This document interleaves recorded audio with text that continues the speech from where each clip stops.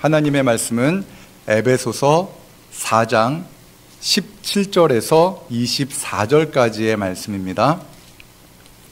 그러므로 내가 이것을 말하며 주 안에서 증언하노니 이제부터 너희는 이방인이 그 마음에 허망한 것으로 행함같이 행하지 말라. 그들의 총명이 어두워지고 그들 가운데 있는 무지함과 그들의 마음이 굳어짐으로 말미암아 하나님의 생명에서 떠나 있도다. 그들이 감각 없는 자가 되어 자신을 방탕에 방임하여 모든 더러운 것을 욕심으로 행하되 오직 너희는 그리스도를 그같이 배우지 아니하였느니라. 진리가 예수 안에 있는 것 같이 너희가 참으로 그에게서 듣고 또한 그 안에서 가르침을 받았을진데 너희는 유혹의 욕심을 따라 썩어져가는 구습을 따르는 옛사람을 벗어버리고 오직 너희의 심령이 새롭게 되어 하나님을 따라 의와 진리의 거룩함으로 지으심을 받은 새 사람을 입으라. 아멘. 무더운 여름이 시작되었습니다. 여러분들은 어린 시절에 무더운 여름에 무엇을 하며 놀았습니까? 저는 무더운 여름에는 매일 물속에서 놀았습니다. 그런데 제 어린 시절에, 그러니까 제가 기억이 가물가물한 걸 보면 초등학교 1학년이나 2학년 정도, 아니면 그 이전일 수도 있을 것 같습니다. 냇가에서 놀다가, 깊은 물에서 놀다가 이제 서려고 했는데 발이 땅에 닿지 않는 겁니다. 깜짝 놀라서 그 당시에 너무나 놀라서 허우적거리다가 머리가 물속에 쏙 들어갔습니다. 그런데 신기한 경험을 했습니다. 숨을 쉴 수가 없는 겁니다. 숨을 쉬려고 입을 벌려가지고 물을 마시니까 그냥 숨을 못 쉬는 겁니다. 아, 내가 아가미가 없구나. 그거를 제가 그때 깨닫고, 물속에서 사람은 살 수 없구나라는 것을 정확하게 깨달았습니다. 다행히 주변에 있던 누군가가 저를 구해 주어서 하나님의 은혜로 제가 지금 이렇게 설교를 하고 있습니다. 감사합니다. 저는 그분이 누군지도 제가 감사의 표현도 못하고 있는데 하여튼 저희 형님이랑 비슷한 또래의 누군가였을 것이라고 추측만 합니다. 우리가 예수님을 믿고 난 후에 세례를 받죠. 세례를 받는데 세례를 받는 것도 이와 비슷한 맥락에서 진행되어지는 겁니다. 우리 장로교에서는 손에 물을 묻혀서 이렇게 세례를 베풀지만 장로교 안에서도요, 형편이 되는 교회는 때로는 강이나 바다 아니면 수영장을 빌려서 물에 완전히 들어가서 침례를 행하는 교회들도 많이 있습니다. 물론 침례교에서는 그렇게 지금도 행하고 있습니다. 그렇게 물속에 완전히 들어간다라는 그 의미는 물이 우리의 더러운 것을 씻어주는 의미도 있지만 그 물에 완전히 잠기면 어떻게 됩니까? 살 수가 없는 그런 상황에 빠지지 않습니까? 그 물속에 들어감으로 말미암아 나의 옛사람은 이제 죽었습니다라는 고백을 하고 다시 물속으로 몸이 나올 때에 새 사람으로 나는 새 생명을 살아갑니다라는 고백을 하게 되어지는 그러한 의미가 세례 안에 담겨 있습니다. 우리가 하나님의 나라에 들어갈 수 있는 것, 그것에 대해서 예수님은 그와 같이 말씀하십니다. 요한복음 3장 5절의 말씀을 함께 같이 읽겠습니다. 예수께서 대답하시되 진실로 진실로 내게 이르노니 사람이 물과 성령으로 나지 아니하면 하나님의 나라에 들어갈 수 없느니라. 아멘. 하나님의 나라에 들어가기 위해서는 사람이 물과 성령으로 다시 나야 된다라고 말씀합니다. 물로 말미암아 예수 그리스도의 이름으로 세례를 받음으로 말미암아 또한 성령의 은혜로 말미암아 새로 나지 아니하면 다시 나지 아니하면 하나님의 나라에 들어갈 수가 없다라고 말씀합니다. 예수님을 믿으면 새로운 생명이 시작되어지는 새 생명의 시작이 시작됩니다. 성경은 예수님을 믿어야 구원받고 영생을 얻는다라고 말씀합니다. 어떻게 이런 일이 일어날 수 있을까? 여러분, 과연 어떻게 이런 일이 일어날 수 있을까? 그것을 알기 위해서 우리가 이것을 보면 됩니다. 예수님을 믿지 않는 사람들, 예수님을 믿지 않은 채 살아가는 사람들이 어떠한 삶을 살아가는가라는 것을 곰곰이 살펴보면 새 생명을 누리는 사람은 이렇게 사는구나라는 것을 알게 되는데, 에베소서 4장 17절의 말씀 함께 읽겠습니다.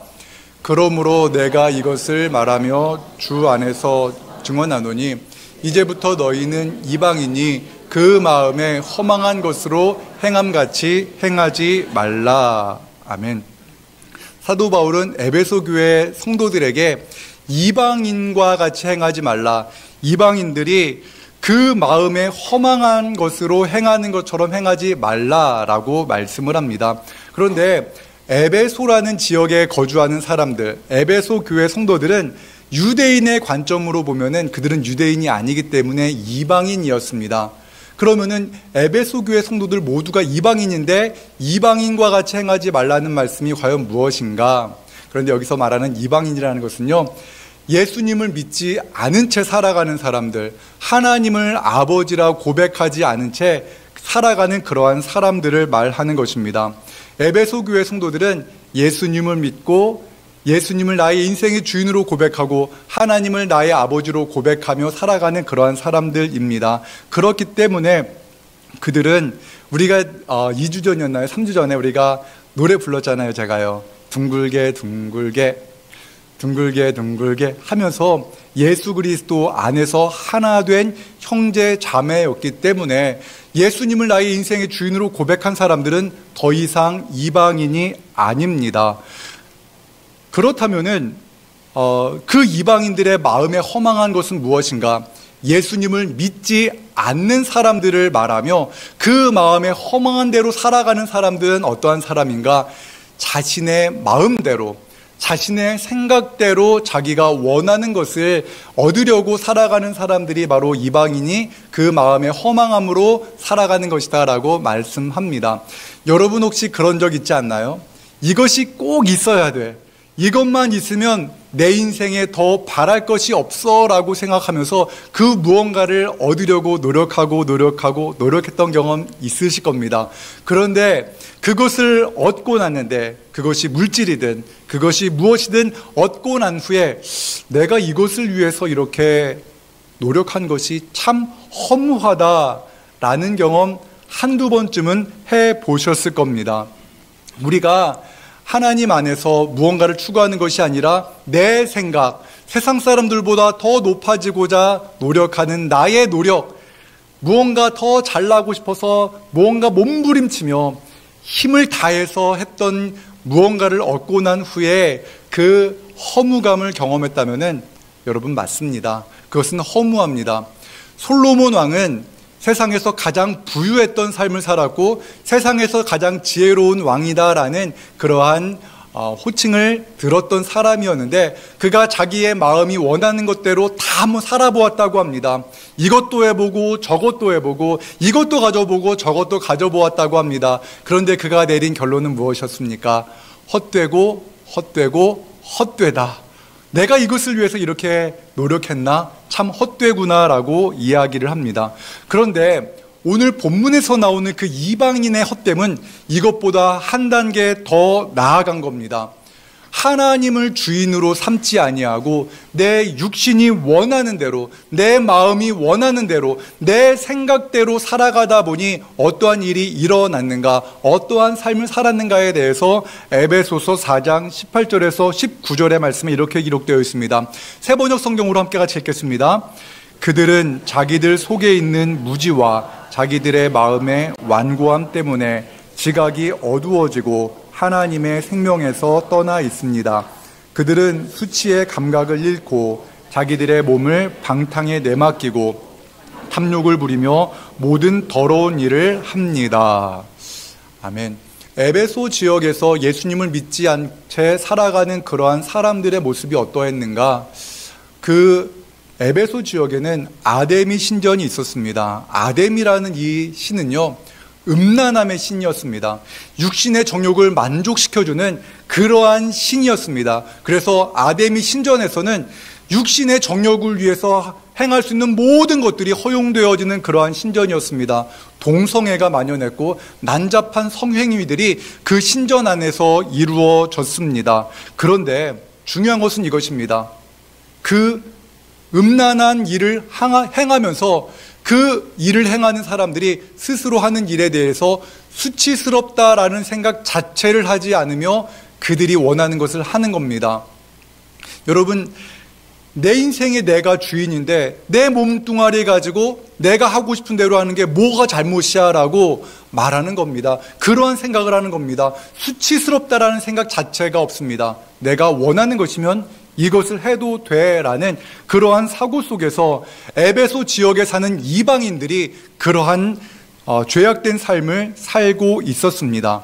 그런데 여러분, 그러한 삶을 살아가는 사람들, 내 인생은 내 것이야, 내 마음대로 살아도 돼라고 말하면서 자신의 정욕대로 살던 사람들의 인생에 변화가 일어날 수가 있었습니다. 아니, 변화가 일어났습니다. 그 변화는 무엇입니까? 에베소서 4장 20절에서 21절의 말씀에 이렇게 기록되어 있습니다. 함께 같이 읽습니다. 오직 너희는 그리스도를 그같이 배우지 아니하였느니라. 진리가 예수 안에 있는 것 같이 너희가 참으로 그에게서 듣고 또한 그 안에서 가르침을 받았을진대. 아멘. 예수 그리스도를 통해서 구원받지 않고 예수 그리스도를 통해서 내 인생이 새롭게 되지 않으면 죄악의 종으로 살 수밖에 없습니다. 죄악의 종, 죄에 의해서 살아가는 겁니다. 무슨 일을 해도 다 죄악에 의해서 행하는 겁니다. 돈을 벌어도 나만을 위해서, 육신의 정욕만을 위해서 법니다. 무언가를 해도 다 내 인생은 나의 것이야 라고 말하면서 살아가는 겁니다. 모든 것이 죄악으로 연결되어져 있습니다. 그러한 인생, 즉 하나님을 나의 아버지로 고백하지 않고 예수님을 내 인생의 주인으로 고백하지 않은 채 살아가는 사람들은 다른 주인을 섬기고 있는 겁니다. 다른 존재를 아버지라 부르는 것입니다. 악한 영, 즉 마귀에게 사로잡혀서 살아가는 것입니다. 그렇기 때문에 그들은 그러한 죄악 가운데서 수치스러움도 알지 못한 채 내 육신의 즐거움이 있다면 그렇게 자신의 육신의 생각대로 살아가게 됩니다. 그런데 그러한 삶을 살아가던 사람들이 예수 그리스도의 복음을 듣고 예수 그리스도가 어떠한 분인가를 듣고 예수님을 배우고 나면 예수님을 나의 인생의 주인으로 고백하게 됩니다. 그리고 예수님 안에 있는 생명을 경험하게 되는 겁니다. 그래서 더 이상 내 삶의 주인이 내가 아니구나, 내가 하나님의 형상대로 창조되어진 하나님의 자녀구나라는 것을 발견하게 됩니다. 그로 말미암아 하나님 안에 있는 그 생명을 경험하고 난 후에 예수 그리스도 안에 있는 그 아름답고 복된 삶을 맛보고 난 후에는 이전으로 돌아갈 수가 없게 됩니다. 여러분 여름에 텃밭이나 아니면 여러 가지 일들을 하다가 땀을 흠뻑 흘리고 집에 돌아와서 샤워를 하신 경험 있죠?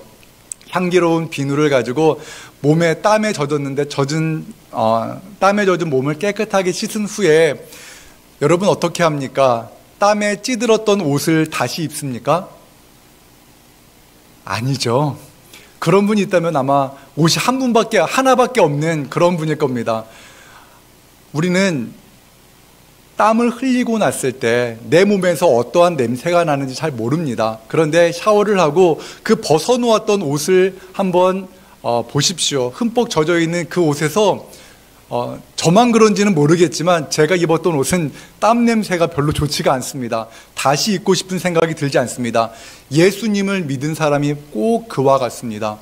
옛사람의 모습, 죄악으로 물들었던 그 옛사람으로 돌아가지 못합니다. 왜 그렇습니까? 그 옛사람 안에는 사망의 음침한 냄새가 나기 때문에 그렇고 그 죄악의 결과가 멸망이다라는 것을 알기 때문에 옛사람으로 돌아갈 수가 없는 것입니다.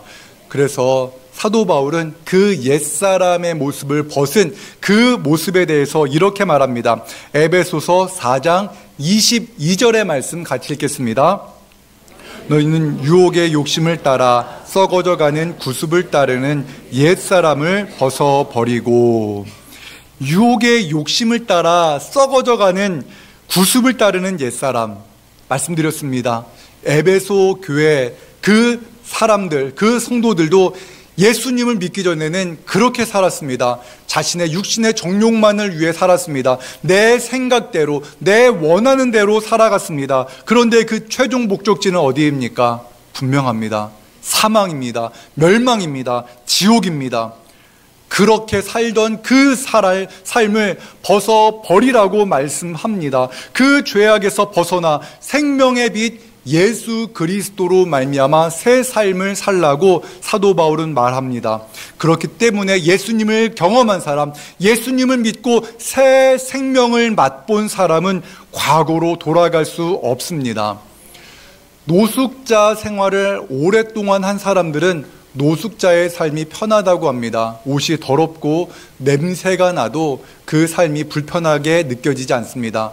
그런데 노숙자들을 또한 어떤 센터에서 그들을 새로운 삶을 시작하게 하기 위해서는 그들을 그렇게 노숙자 센터에 방문하게 한 후에 그들이 입던 더러워진 오염된 옷을 다 벗기고 몸을 깨끗하게 씻기고 병든 데를 다 소독을 한다고 합니다. 그리고 그들이 입었던 옷을 다 폐기 처분한답니다. 다 태워버리든지 다 없애버린다고 합니다.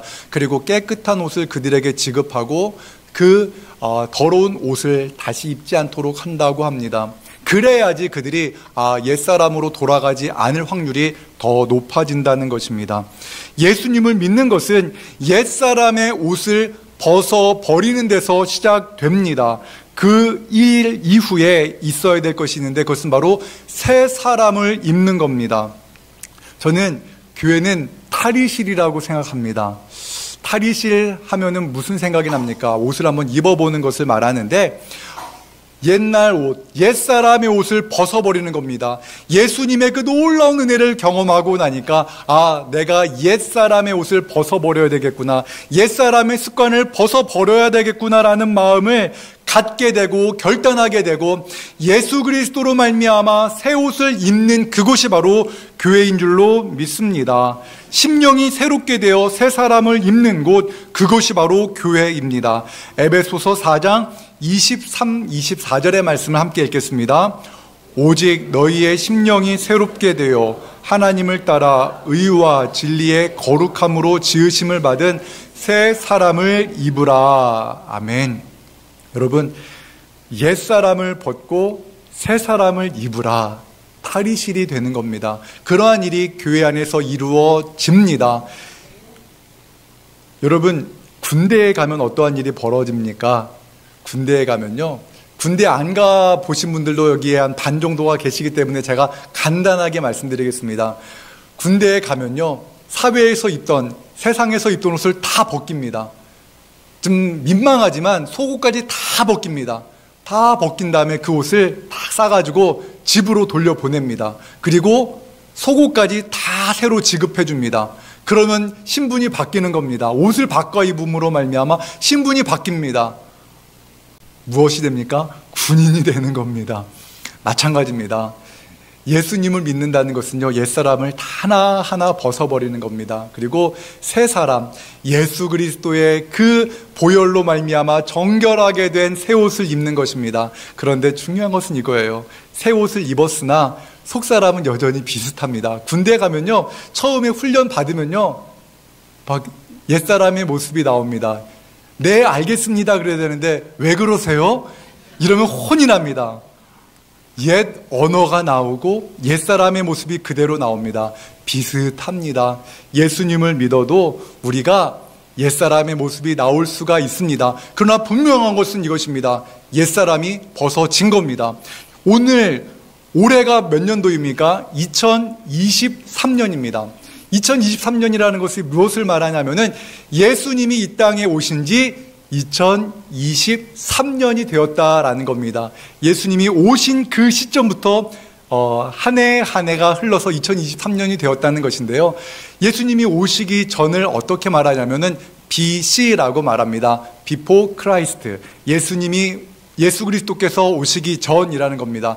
마찬가지입니다. 우리가 예수님을 나의 인생의 주인으로 고백하는 그 순간 우리는 새 삶을 시작하게 됩니다. 그렇기 때문에 예수님을 믿기 전과 예수님을 믿은 후가 분명히 구분되어지는 줄로 믿습니다. 여러분들은 어떠한 변화가 있었습니까? 예수님을 나의 인생의 주인으로 고백한 후에 여러분의 인생에는 어떠한 변화가 있었습니까? 그런데 하나 우리가 생각해야 될 것은 이것입니다. 예수님을 나의 인생의 주인으로 고백한 후에 무언가 갑자기 큰 변화가 일어날 것이다 라고 생각할 수 있을지 모르나 그런 변화가 일어나지 않을 수도 있습니다. 여전히 예수님을 나의 인생의 주인으로 고백하고 매 주일 예배를 드리고 있는데 우리가 옛 모습대로 죄를 지을 수가 있습니다. 옛 습관이 우리 안에 남아 있어서 넘어지고 쓰러질 수가 있습니다. 그러나 여러분, 낙심하거나 절망하지 마십시오. 사도 바울도 그랬습니다. 사도 바울도 자신의 육신의 연약함으로 인해 쓰러질 때가 있었고 좌절할 때가 있었습니다. 그래서 그는 이렇게 말합니다. 오호라 곤고한 사람이로다. 이 사망의 몸에서 누가 나를 건져내랴. 사도 바울조차도 그렇게 육신의 연약함으로 인해서 쓰러졌다라는 것입니다. 그런데 중요한 것은 이것입니다. 우리의 연약함, 예수 그리스도로 말미암아 새 옷을 입고 새로운 신분으로 살아가야 될 우리의 연약함을 우리 하나님께서 알고 계시고 우리의 연약함을 도와주신다고 약속하셨습니다. 로마서 8장 26절의 말씀 함께 읽겠습니다. 이와 같이 성령도 우리의 마땅히 기도할 바를 알지 못하나 오직 성령이 말할 수 없는 탄식으로 우리를 위하여 친히 간구하시느니라. 아멘. 사랑하는 여러분, 분명히 말씀드립니다. 예수님을 믿는 그 순간 우리의 옛사람은 벗어졌습니다. 그리고 새 사람이 시작되었습니다. 그러나 우리는 여전히 완벽한 삶을 살아갈 수는 없는 존재입니다. 넘어질 수 있고 낙심할 수 있고 좌절할 수도 있습니다. 그때 여러분의 마음속에 들리는 음성이 있습니다. 하나님은 너를 사랑하지 않아. 너가 이러한 죄를 짓고 너가 하나님의 자녀라고 너는 착각하는데 하나님은 너를 사랑하지 않아 라는 그러한 음성이 들릴지 모릅니다. 그런데 그 음성은 하나님의 음성이 아닙니다. 우리를 넘어뜨리려고 하는 악한 자의 마음입니다.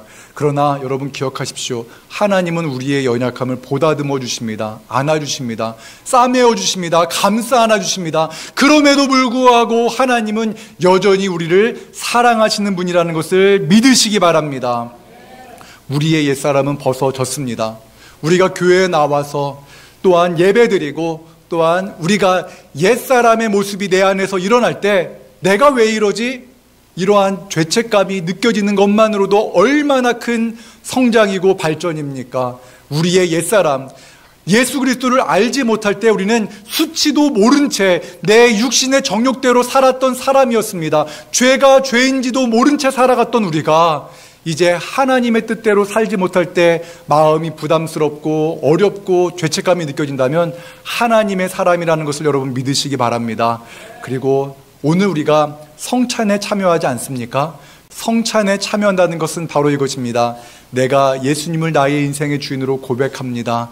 내 삶의 주인은 우리 주님이십니다 라고 고백하면서 주님께서 나를 위해 피를 흘리시고 나를 위해 찢기신 그 떡과 잔에 제가 참여합니다. 예수님이 내 인생의 주인입니다라는 것을 다시 한번 우리가 기억하며 주님의 떡과 잔에 참여하는 것, 이것이 바로 우리가 새 옷을 입은 주님의 놀라운 증표라는 것을 기억하시기 바랍니다.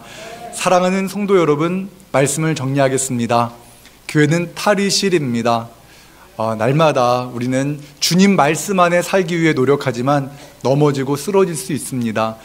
넘어지고 쓰러지는 것을 당연하게 생각해서는 안 되지만 넘어지고 쓰러질 수 있는 우리의 연약함을 주님 앞에 내어 맡기고 주님, 제가 또 쓰러졌습니다. 하지만 주님 다시 일어나서 달려가겠습니다. 주님의 사랑 붙잡고 주님의 의로운 오른손 붙잡고 다시 일어나게 도와주십시오라고 기도하면서 달려가는 우리 모두가 되기를 주님의 이름으로 축원합니다. 기도하겠습니다. 사랑과 은혜 하나님 감사합니다. 우리가 옛사람의 모습대로 살아갈 때가 참 많습니다. 주님의 크신 사랑을 받았음에도 불구하고 옛사람의 모습대로 살아가는 우리들을 불쌍히 여겨 주시옵소서. 주님의 그 크고 놀라운 은혜 안에서 새 사람을 입고 살 수 있도록 성령 하나님 우리와 동행하여 주시옵소서. 우리와 우리의 죄와 허물을 위해 십자가에 달려 죽으신 예수님을 기억하며 오늘도 한 주간도 또한 우리의 남은 삶 모든 순간순간마다 기쁨과 감사와 기도의 삶을 살아갈 수 있도록 도와주시옵소서. 예수님의 이름으로 기도합니다. 아멘.